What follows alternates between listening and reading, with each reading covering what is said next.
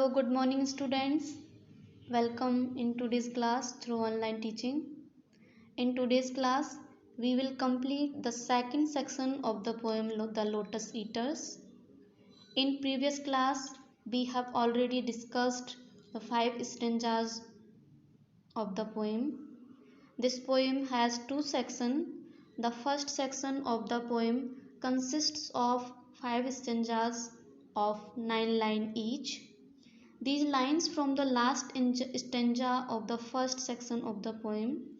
Ulysses and his companions reach the island of the lotus eaters, and in previous class we have studied that we find a beautiful description of atmosphere of the island of lotus eaters. In today's class we will complete the second section, and the second section is a choric song. And what is choric song? A choric song is a song sung by a company of singers. A choric song is a song sung by a company of singers. The choric song consists of stanzas of different lengths and moves through different moods. Opening with a description of the island, the song moves to the speaker's self-questioning and expresses a distaste for movement and travel. There is sweet music in the Lotus Island. There is cool moss, and there are also beautiful flowers there. The mariner says that they would like to lie down these and sleep. They want to sleep there. In the choric stanza, the mariners compare the miserable lot of man, who is the supreme creation of God, with the happy lot of all other created things. They say that man is surfaced with mental depression and he has to suffer many things, many troubles. Except man, all things have respite from weariness. Their song is expressive of their yearning for rest. They give argument after argument in favor of a life of rest and quiet. They don't want to toil, they want to relax. To the mariners who have eaten the lotus fruit, all labor, all activities, all work is hateful. They like to lie down in the beautiful natural surrounding and sleep. They want to sleep there. They agree that all things in nature have rest, and so man should also rest. Why is it that man alone has to work and is ever burdened with cares and worries? The leaf, the flower, and the fruit all grow at one place till they fall and die out. Then why should they toil? Why should men alone work ceaselessly? In next stanza, the poet points out the difference between the growth of man and the growth of the flower. It is man's sad lot to toil throughout his life from childhood to old age. The flower does not have to toil for its growth, development, and decay. Moreover, it has not to roam from place to place like man. The root of the flower is firmly planted in the fertile soil, while man is required to leave his hearth and home and roam about the world in search of food, wealth, and honor. Thus, the tired sailor compares and contrasts their pitiable lot with that of leaf, flower, and fruit. These objects of nature do not toil at all.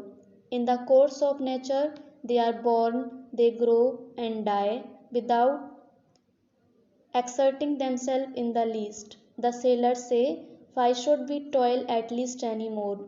The mariner's final justification in nature's example, to live a life of ease and comfort without any toil and without moving from their place of rest and comfort.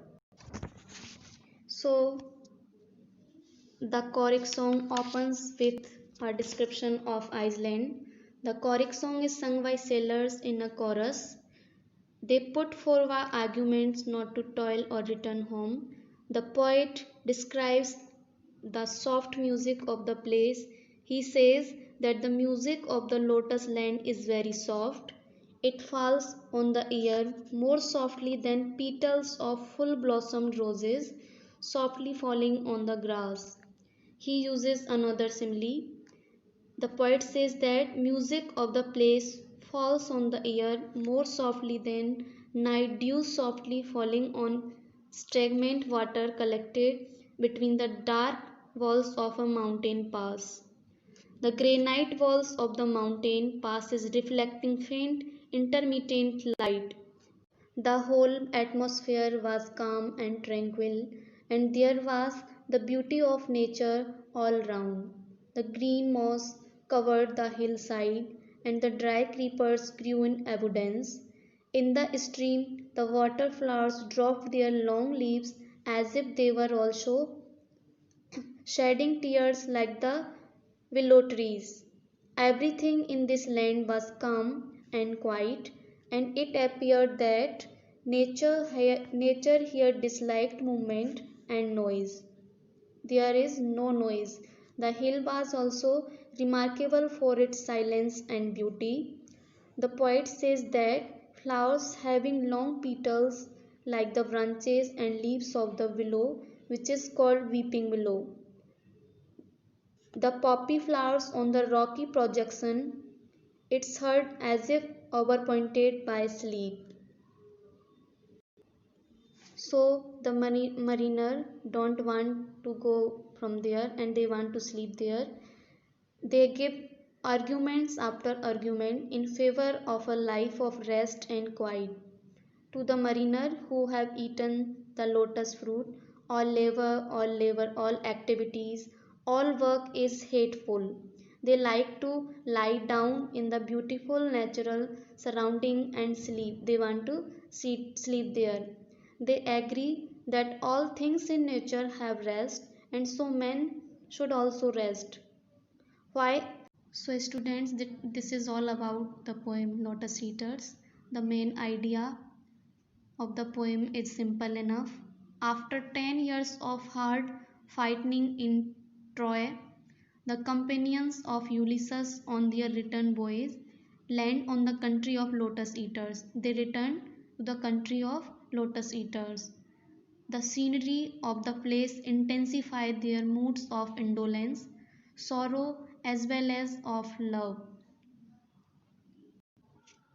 Sitting on the golden sand of the seashore, they dream of their fatherland and of their wives and children.